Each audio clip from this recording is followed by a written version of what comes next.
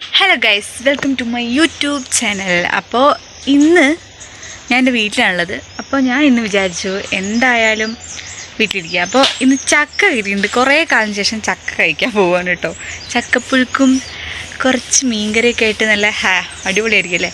അപ്പോൾ ഞാൻ വിചാരിച്ചു ഇന്ന് ചക്കപ്പുഴുക്കും മീൻകറി ഉണ്ടാക്കാമെന്ന്. അപ്പോൾ അത് നിങ്ങൾക്ക് ജസ്റ്റ് ഒന്ന് കാണിച്ചു തരാമെന്ന് വിചാരിച്ചിട്ടാണ്.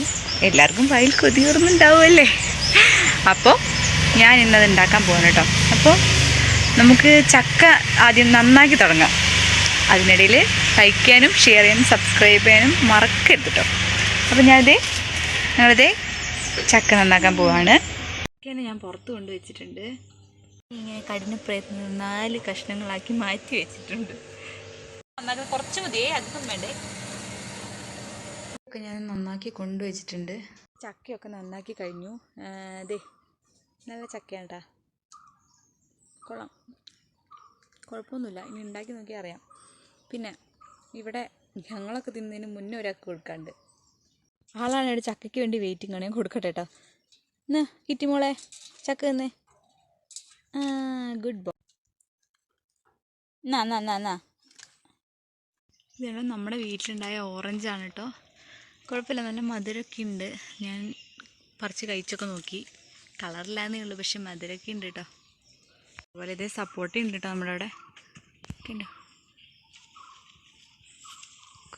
കുറേ ഉണ്ടായിട്ടുണ്ട്. മുകളിലേക്കൊക്കെ ഇഷ്ടംമാതിരി ഉണ്ട് കായ. അപ്പോൾ എൻ്റെ കുളിയൊക്കെ കഴിഞ്ഞു. ഞാൻ അതേ ചക്കയൊക്കെ നന്നാക്കി വെച്ചിട്ട് കുളിക്കാൻ വെച്ചിട്ടാണ് ഇരുന്നത്. അപ്പം അങ്ങനെ എൻ്റെ കുളിയൊക്കെ കഴിഞ്ഞു. ഇനിയിപ്പോൾ വൈകുന്നേരത്തേക്ക് ഉണ്ടാക്കാമെന്ന് വെച്ചിട്ടാണ് വെച്ചത്. അപ്പോൾ ചക്കയൊക്കെ നന്നാക്കി വെട്ടി റെഡിയാക്കി വെച്ചിട്ടുണ്ട്. ഇനി ബാക്കിയുള്ള പരിപാടിയിലേക്ക് പോകാം.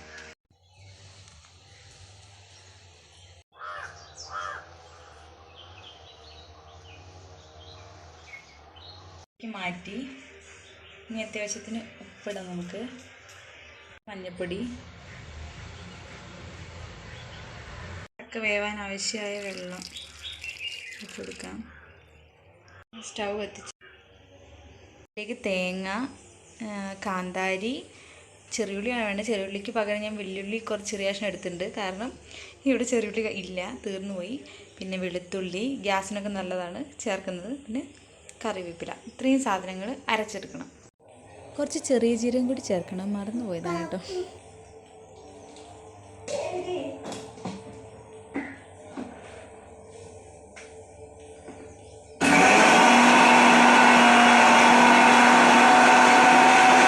വെന്ത് കിട്ടിയിട്ടുണ്ട്.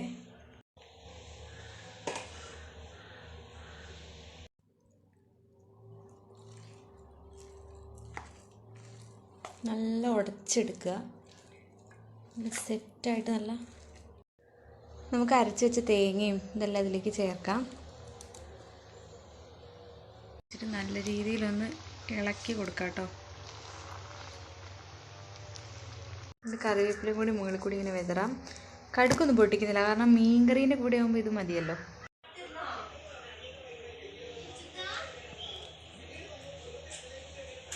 അപ്പോൾ ഈ വർഷത്തെ ആദ്യത്തെ ചക്കപ്പുഴുക്കും ഇത് കഴിക്കാൻ പോകുന്നു ഗൈസ്. ചായ